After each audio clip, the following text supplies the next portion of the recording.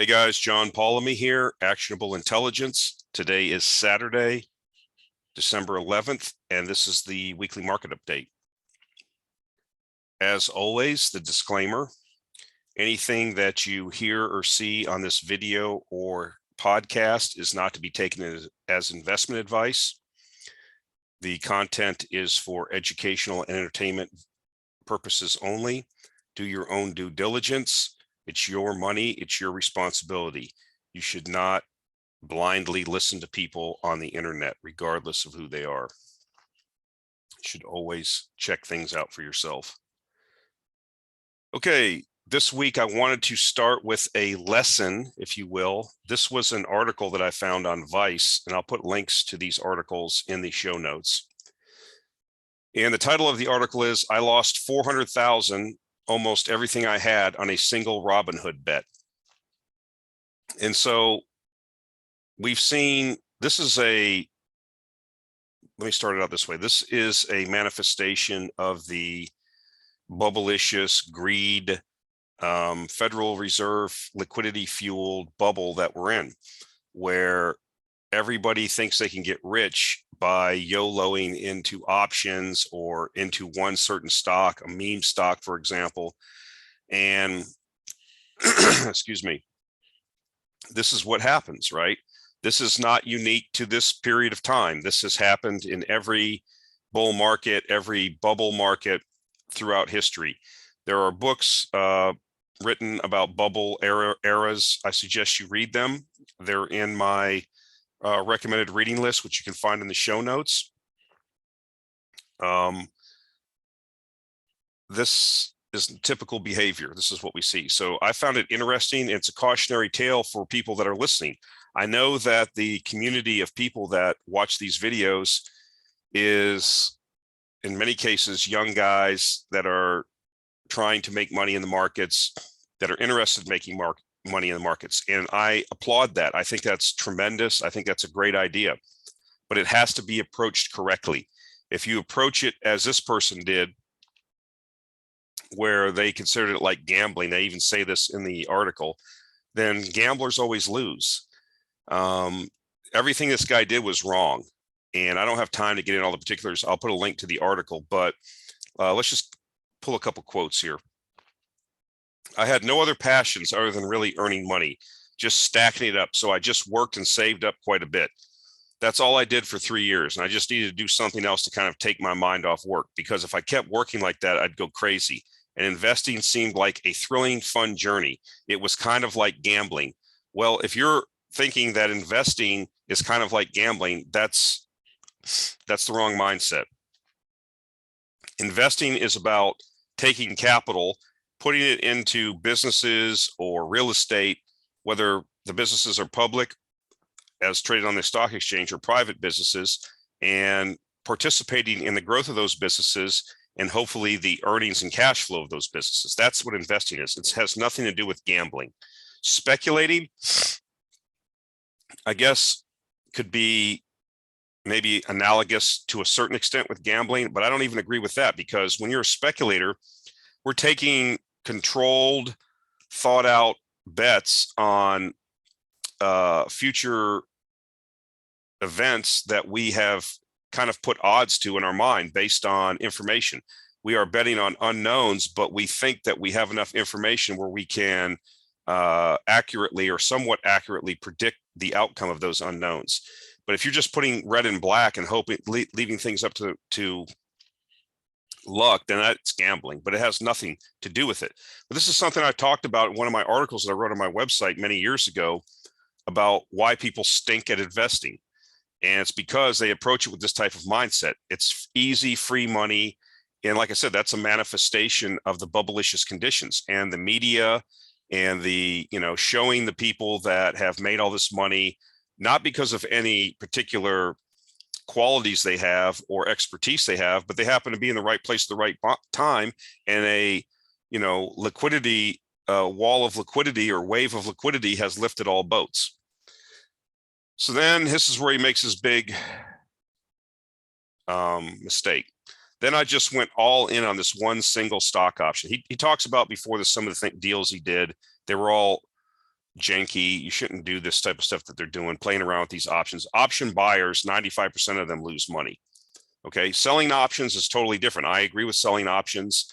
At least covered calls are a very good strategy. I don't recommend selling uncovered options because depending on the strategies, your losses can be very, very large. But anyways, buying call options on meme stocks is not investing. So he bought the 200 strike price call option on Alibaba. So long story short, this thing immediately turned against him, which is typically not typical, but it does happen occasionally. And then he ends up selling. I sold and shut down my Robinhood account in October, right before my birthday. I decided I don't want to have this hanging over my head. Editor's note, he walked away with under 20 grand. This guy lost over 95% of his money YOLOing into one position. I suggest you read the article, especially if you're beginning to start out. I suggest that you consider what your definition of investing, gambling, and speculating is. I suggest that you wade into this very, very with caution if you're going to get involved, and that if you don't have a lot of expertise or knowledge, that you acquire that, and it takes years to acquire this knowledge. The thing I recommend is seeking out the best investors in the world, excuse me, and finding out what makes them successful. And you'll understand that buying things cheaply when nobody wants them is a common theme you will find amongst many, many successful investors. But this is what it is, right? People talking about, when we put a chart up or a graph up, I don't know, maybe a month or two ago in the videos, and it showed the expected returns over the next 10 years per year was like 17%. That's crazy. So you have investors now expecting these high double-digit returns. They've seen this bubble conditions. They've codified this in their mind as being normal, and then that's where their expectations. They've anchored their expectation to that. They have no sense of history. They have no sense of valuations and what that can mean for stock prices. And so they're setting themselves up for a big disaster. So I thought this was pretty good. If you're new to investing, this is really something you should read and take into consideration. So I don't want to talk too much about macro economics on the channel, but this is very interesting. So on Friday, I believe the CPI printed at a 6.8 or 6.9% annual rate. The consumer price index, you can see here, it's going parabolic.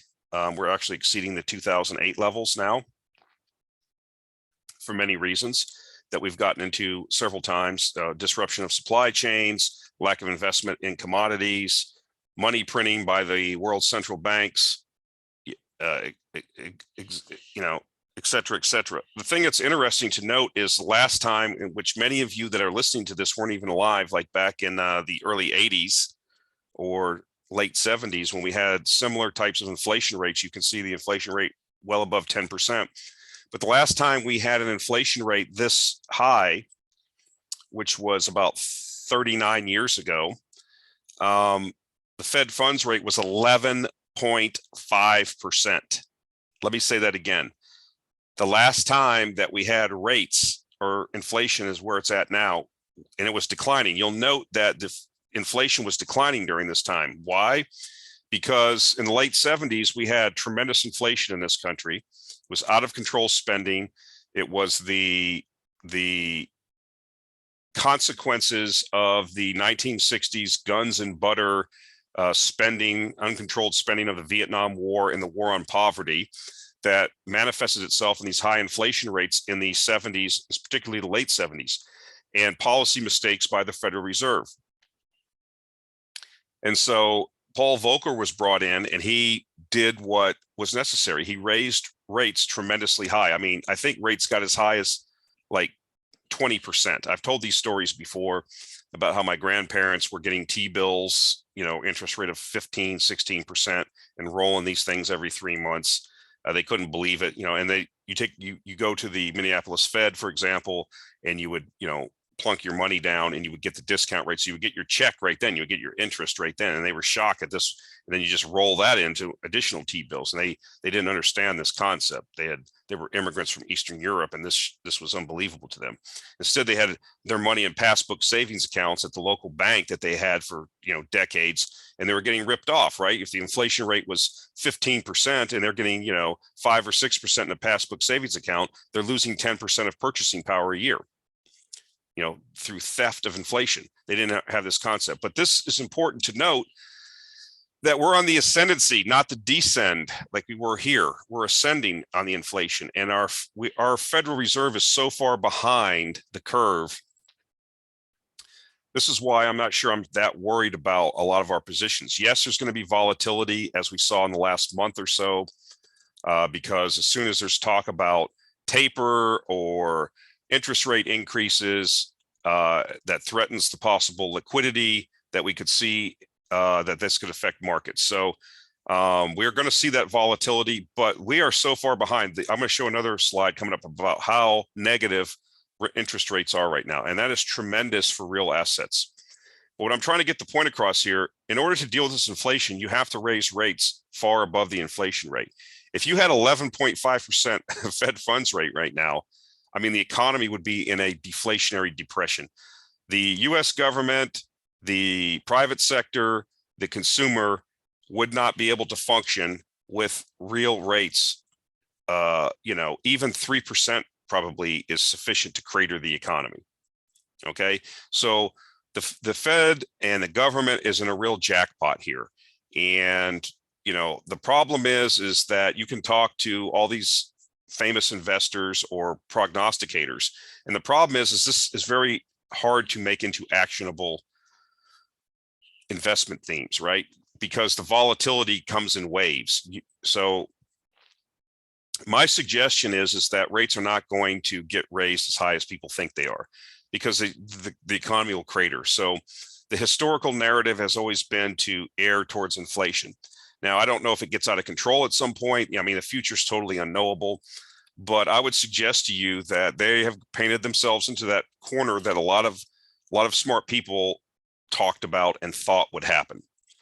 And so this is very illustrative from a historical point of view. Remember, we're on the ascendancy here, and rates are like what, 0.5%, the Fed funds rate. They're so far behind the curve right now to catch up. I mean, remember this, I'm showing you this juxtaposition of when Fed funds were 11.5%, when the inflation rate was, 7% 40 years ago. Remember, inflation was going down, not up. So, excuse I'm still recovering from the effects of the cold I had, post-nasal drip and stuff. So clearing my throat and things, apologize for that. But this is a crazy narrative. This is a crazy slide, and people need to be aware of this. And I think this is going to lead, as we get into various narratives of what's the Fed going to do as the inflation prints are not coming down. It's not showing itself to be transitory. The pressure to raise rates, the pressure to do something, but what can they really do? And so as people try to forecast, or you hear Fed speeches, you're going to see that volatility. You're going to see that pullbacks, and it could manifest itself into a very large drawdown. Remember the taper tantrum in late 2018, we had like a 20% decrease in the markets. So yeah, I mean, this is really shocking when you look at it. So tweet from Charlie Billio, like his following him on Twitter. Suggest you follow him. Got some good things. Janet Yellen on inflation. She said, back in February, nothing to worry about. Spend more, right? Coming out of this COVID. So go out and spend money. In March, it's small but manageable inflation. In May, it's only temporary. In June, could reach 3%, but just transitory. In October, higher, but just for the next several months. October, trillions in more spending will lower prices. Remember, the administration was saying that as part of their selling their Build Back Better bill, or whatever they're calling it. And then now here in December, finally admitting that the inflation probably isn't transitory. And so you see how this works. These people do not know what they're doing. These they're hoping for the best, but things are not going the way they want them to go. And so what we've seen, we have a stealth bear market going on. Here's the another tweet by Charlie Bilio talking about some of these meme stocks. Look at the percent below 52-week highs. AMC, Bed Bath and Beyond, GameStop, Beyond Meat, Express, Virgin Galactic, Clover Health, Tilray, Costs, New Concept Energy. Some of these things down 60, 70, 90%.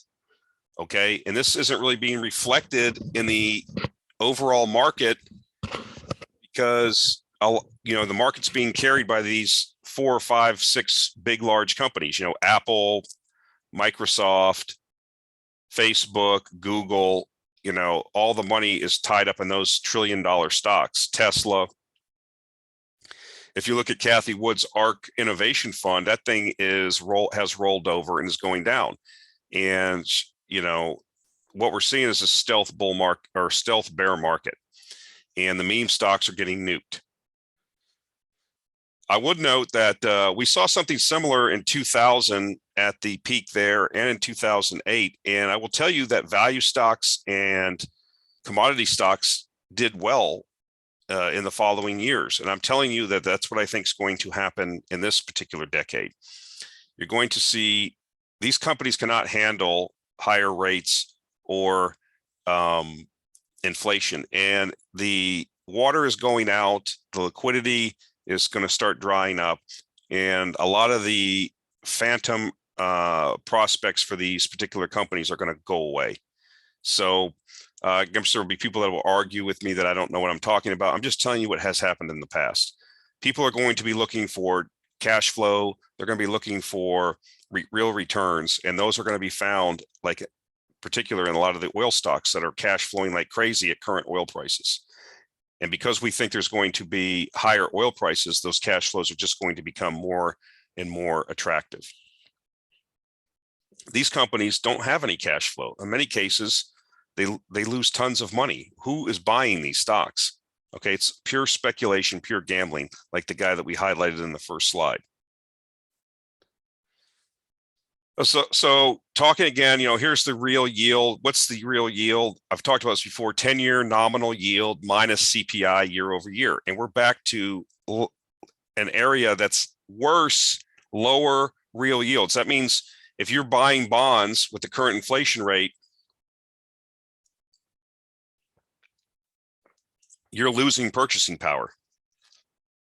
And we haven't seen these type of real yields. And this really hasn't, this transition in the mindset in Wall Street has not happened yet. That's why gold's not doing well. That's why even though oil stocks, which typically perform well in an inflationary environment, even though they're cash flowing like crazy, the stock prices don't necessarily reflect the cash flows or the prospects for those companies. But I suggest to you that at some point it will. I take you back to this slide. The performance is going away here as the value stocks, as the real asset stocks that thrive during these type of environments, like back in the 70s and like currently, these are prime conditions for those stocks to thrive as they begin to assert themselves. Just because the general public doesn't want to buy oil stocks, the oil companies are buying their own stock back. And at some point, they are going to outperform and they're going to draw attention from the generalist investor, the retail investor. And I believe that's where the money's going to go over the next several years. Well, at least this decade, outperformance you're going to see in real assets. But this is tremendous. No one's talking about this. If you're holding bonds, those are certificates of confiscation. Your wealth is being confiscated because the inflation rate is, your purchasing power is going down and you cannot get it back. If you're holding a bond that's a 10-year bond that's paying you 1.5%, and the inflation rate's 6.9%, you're losing 5.4% a year in purchasing power, and you cannot get it back. You cannot get it back. That's why wage earners are losing ground. Even if you got a 5 or 6% return or raise, you are losing purchasing power. You're losing your standard of living is going down because inflation's higher. Plus, you're paying taxes on those wages. So people don't understand these concepts. That's part of the problem. And I think if you're patient, eventually the mindset, the narrative changes. As long as these conditions continue to maintain themselves and continue to be in effect, the mindset's going to change. I mean, who's owning these long-term bonds? I'm not owning them. You cannot own bonds. That's crazy. You're losing money. Cash is losing money.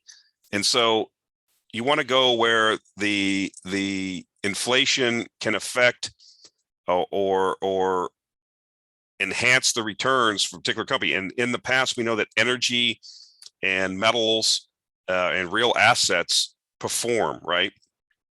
They help you not only keep pace with inflation, but they can help you build wealth during an inflationary environment. The problem is that you have the volatility, and that's what makes it scary. You know, if you bought oil stocks, if you came into my newsletter recently, you you saw a lot of the companies that are in the portfolio get whacked 20%. You're like, what is this guy talking about? But that's the price of entry. That's the price that one has to pay in order to get these type of returns and to protect oneself, is you have to be able to deal with the volatility. And as I stated in last week's video, you have to make volatility your friend. When the margin clerk liquidates people because there's a liquidity event and nothing has changed fundamentally, and these type of conditions are still in effect, you have to step up and buy. That's how the wealth is created. So let's shift over to oil. Eric Nuttall, nice tweet this week.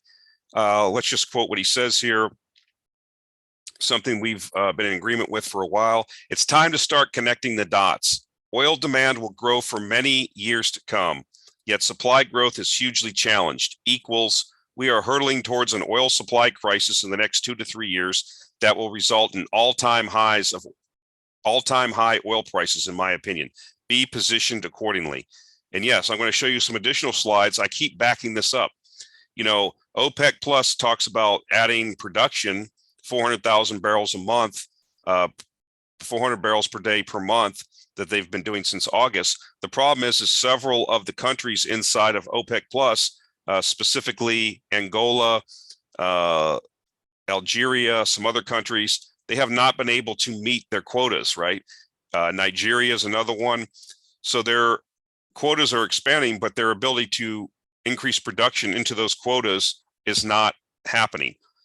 That doesn't make any sense, right? Because this is all about making hay when the sun shines. And the reason why that they're not doing that deliberately, like trying to save their resources. They don't have the ability to increase production because of the declines and the lack of investment, which we've talked about. Okay, so this is the base decline rate of 6% a year for oil supply across the entire world, and you can see what happens. Look at this gap opens up, right? Because of the lack of investment in new supply and new reserves. We've talked about this ad nauseum. This is the opportunity of the decade, in my view.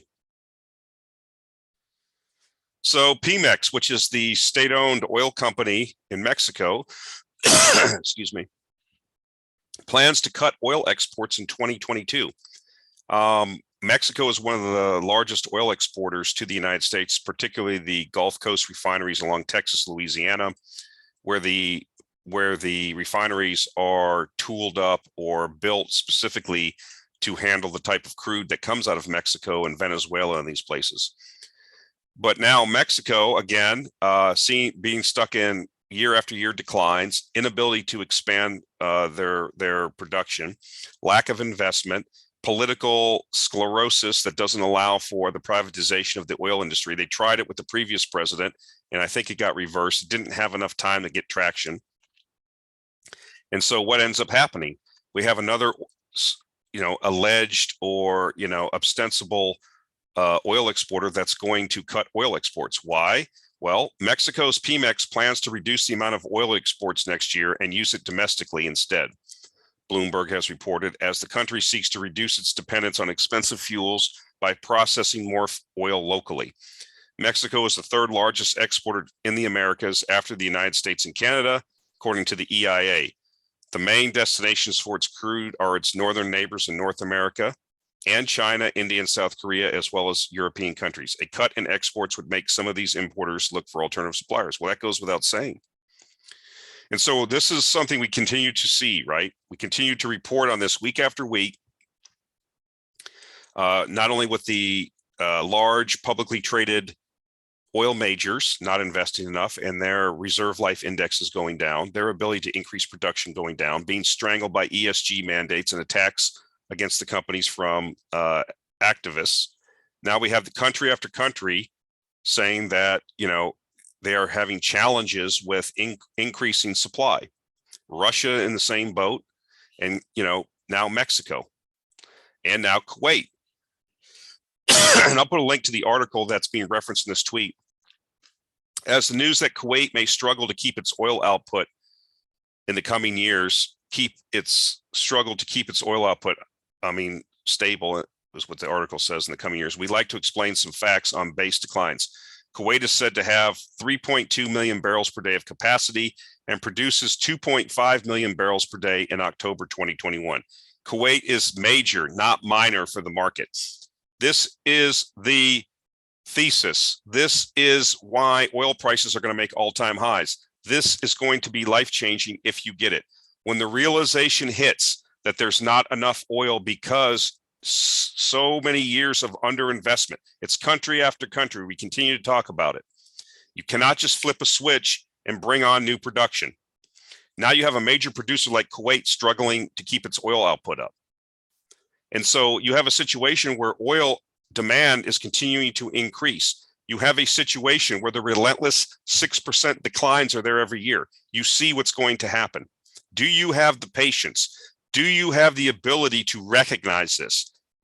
Do you have the ability to ride through the volatility that will be inherent? Okay, because if you do, and if you position accordingly, you are going to create wealth that will be life-changing, not only for you, but for your subsequent generations. This is what I'm talking about. The world runs on energy. We've talked about this. The demand for hydrocarbons is not going down, regardless of what crazy politicians in the West say. There was a chart, I don't know if I have it up, I'll probably put it up next week. 1 billion people, using most of the energy in the world. The average African uses as much energy as your refrigerator uses in a year, okay? So the amount of energy that an average African person uses is equal to what the person in the West refrigerator uses. And think about all the other things that you do. And you're telling me that energy use is going to go down, because that is the bet that the Build Back Better Davos man is making, okay? He's going to try to force this through. It's not going to happen, okay? There's too many people in the world that want a better life. There's too many people in the world that see what we have and want it, okay? Energy growth is going to grow for decades. Now, I don't know the particular mix, but oil and natural gas will be a large component of that. And I would suggest to you, coal will also. And if we have not done the investment, and we talk about country after country after country, large integrated oil company after large integrated oil company that has not made the necessary investments for whatever reason, we are getting ready to slam into a tremendous brick wall where demand runs into a declining supply. Price goes up, price rations, price incentivizes that investment. That's it. That's the thesis. And so this is another guy I follow on Twitter. Very good follow. I don't know how to pronounce it. Shubham Garg. Drilling restraints say strong among public EP companies. So you see the chart here off of Bloomberg. The white line is the public exploration production rig count, and the blue line is the private companies, wildcatters, if you will, smaller oil companies that are private, not publicly traded. You see unbelievable restraint on drilling by public U.S. E&Ps. How much more can private companies ramp up, and what impact does the recent $15 to $20 drop in WTI have on their drill baby drill plans? Well, I would suggest to you that, the private companies are going to be more apt to roll the dice and go out there and drill. Well, we've seen what the public E&Ps have said, company after company in the US and in Canada. We are not going to expand production. We are going to pay down debt. We are going to increase dividends. We are going to increase share buybacks. And we have seen that. Company after company after company is doing that. Now, I would suggest to you that if oil gets to a certain price, I do not know what that price is. Call it $100 a barrel. Call it $150 a barrel. I do not know. I would suggest to you that there will be a drilling boom. There will be, but the problem is, as I've explained before, and why I'm so excited about this opportunity is that the industry has so atrophied because of the, low prices for so long and the lack of investment. Where are the people going to come from? Where are the rigs going to come from? I read an article the other day, at least in the Permian, and I can't confirm this, but the drill pipe providers are already sold out for next year. Their production's already sold out. So in many cases, if you wanted to get going on a project, you'd have to wait to get the supplies to do it. And where do you get the people? How many people want to come back to the oil patch and risk another downturn, right? So you have a lot of green hands, you have a lot of mistakes, you have a lot. I mean, all this plays into it, and why I think that this run's going to be longer and higher than previous runs in the oil price. Again, you have to get your head wrapped around the volatility that will come with that. So here's a tweet from our friend Contrarian 8888. He's talking about Occidental Petroleum. It's a very large Permian operator. It's I would say one of the smaller integrated oil companies. I don't know if it has too many refineries anymore, but it's a very large oil company, worldwide operator. Oxy free cash flow yield in 2022 at 27%. 27% free cash flow yield and 16% for energy as a whole at current low oil prices. Contrast that for 2% for big caps tech like Apple, or 1,000 times PE for 2024 snow earnings, LOL. Guys, this is where the wealth is going to be created. Unless we have some kind of deflationary depression that drives oil prices down to, $20, $30, $40 a barrel again, these companies are going to be ATMs. They're cash flowing like crazy. What's Oxy doing? Oxy's paying down debt. They're returning cash to shareholders. These companies are all doing the same thing. If you listen to I challenge you to go listen to a lot of the conference calls for many of these North American oil producers, E&P companies. They're all doing the same thing. Okay. They're stabilizing their production. They're doing their maintenance capitalization spend, and they are all paying back debt, buying shares back, and paying higher dividends. This is, and as this becomes recognized, and once the realization sets in that the underinvestment is leading to a supply crunch down the line, I think you're going to have a re-rating in all these stocks. And I don't know if that comes in 2022. Maybe it's the price has to hit people upside the head. Maybe $100 a barrel, and then people looking at it and going, what's really going on? But I think that mindset transition, that phase change, if you will, from tech companies with no earnings, phantom earnings, BS earnings, to real cash flows that you can put your hands on and spend, that's coming. And when it does, I think we see a tremendous re-rating in a lot of these companies. So I put this on here. I told the slide how to use Twitter. I'll put a link to this. This is John Quakes. You see these little Mickey Mouse arguments on Twitter between people with egos, and I don't get into it. I don't really care. I use things for my purposes. I don't know any of these people personally, but here's what I do. This guy came up with a box thing. I'll put a link to it, a PDF. It's like 5-6 pages, just of Q4, all the incredibly bullish nuclear and uranium sector news from the past 9 weeks. If you read this type of stuff and it sinks into your head what's going on with potential uranium demand, The recent pullback. Look, these stocks get ahead of themselves. They get hyped up. The sentiment, it's a flashy object. All the money comes in. Retail runs over there. You get above, it gets overvalued in the short term. It pulls back. That's what we're seeing. We're still in an uptrend in uranium stocks, guys. If you understand where the fundamentals are, just the Chinese build out over the next 10 years is going to transform this uranium market. Did the stocks get ahead of themselves based on where the uranium price was? Probably. Did they pull back now? Yes. What should you do during pullbacks in a bull market? You buy. You re-up. That's all I know how to tell you. And like I said, I'm not going to get involved in the John Quakes and the Kevin Bambro, that stuff. I don't care. I use Twitter for my purposes. And this guy has done pretty good work. And I suggest, I'll put a link that you can take a look at this sector news. It's just, you read through it and your eyes are just like, who doesn't get this yet? If you don't get what's going on, there's nothing more can be done.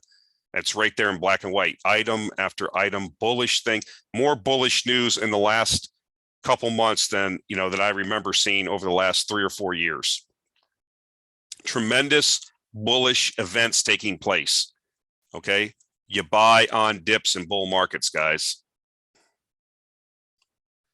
So this is ammonia prices, fertilizer input for row crops. Ammonia is now more than 30% above its previous all-time high.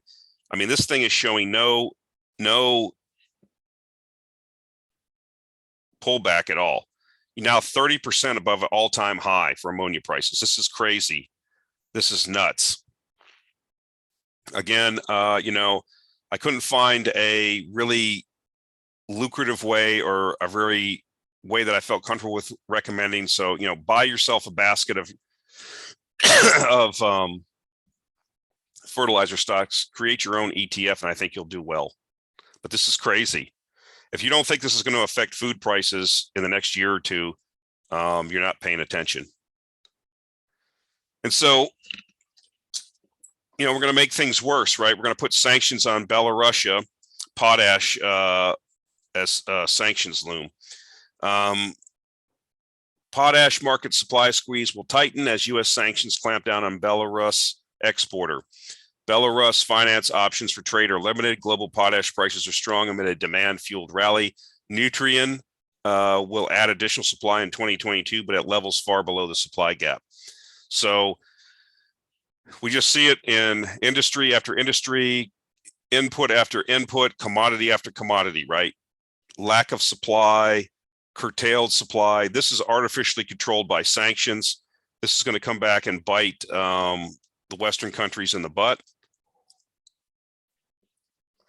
It's the same thing you see right now in Europe with natural gas. They have no choice in Europe. They have to buy their gas from Russia, whether they like it or not. Does that give Russia more political control than they would normally have? Absolutely. And influence? Yes. But you made decisions in Europe 10, 15 years ago to not have a diversified fuel mix. And in Germany's case, excuse me, actually shut down your nuclear reactors. This is insanity. Okay. And you're going to rely on green energy, which is intermittent energy, and natural gas. Well, the natural gas comes from Russia, whether you like it or not. It's that simple. Okay. And that's why power prices are making all-time highs. And it's not only just in the short term. Now the year-out futures prices for energy, for electricity, are making all-time highs. So we're getting into something that's going to be with them for a long time. And I would suggest to you that this will have effects, knock-on effects, with consumers, with inflation, because why? Energy is involved in everything, with the prospects for manufacturing and jobs. And I would suggest to you that, this could lead to tremendous political upheaval at some point. People are not going to stand for their standard of living to go down year after year. And people are going to start attaching blame and attaching cause and effect. And of course, the United States is involved in a lot of this, and the Europeans go along with it, playing these games with Russia and China. What is the end game here? Haven't people learned their lesson yet? You need the gas from Russia, whether you like it or not. You didn't develop your own resources. You didn't diversify your fuel mix, and now you're stuck. Oh, well. And then in Germany's case, they're over there shutting down more nuclear reactors. They have, socialists and Green Party is an ascendancy for whatever reason. And this is what they plan on doing. And that's not going to be good for their, powerhouse of European manufacturing, Germany. Higher prices are not going to be good. It's not going to be conducive to being competitive. And so this is the last slide. This is another one. Sweden fires up oil-fired power plant to alleviate Poland's power shortage. Sweden power plant starts oil-fired production to meet Poland request for help. So we're seeing more and more of this, right? The energy crisis is upon us. The lack of investment, coupled with poor policy decisions made, years ago, are now culminating in this worldwide energy crisis. And I think this is a tremendous opportunity for speculators and investors. And, I just keep reporting the news. This isn't like one-off. This isn't like the only time I've reported this. This is like every week we keep seeing more and more news items that continue to bolster, that continue to codify the thesis that we've had for over a year. And it's now coming to fruition. I do not wish hardship on people. I'm not full of glee. My job is to make money. My job is to help you make money. My job is to take care of my family. They're not calling me up and asking me what my policy prescriptions are, because that's just not going to happen. And so I have to play in the sandbox that they created and play the cards that are dealt. And I tend to play them to my advantage. That's it. I'm agnostic to their policy decisions because I have no control of that. But I will tell you that for people that are informed and people that don't have a biased view on things, this is going to lead to opportunity, like I said before, that could potentially, if played correctly, if you do this correctly, and you could deal with the volatility, tremendous wealth creation. All right, guys, that's it for this week. Appreciate the support. The channel continues to grow. I thank you. I can't do it without your support, and you've been giving it to me. So thanks a lot, and we'll talk to you next week.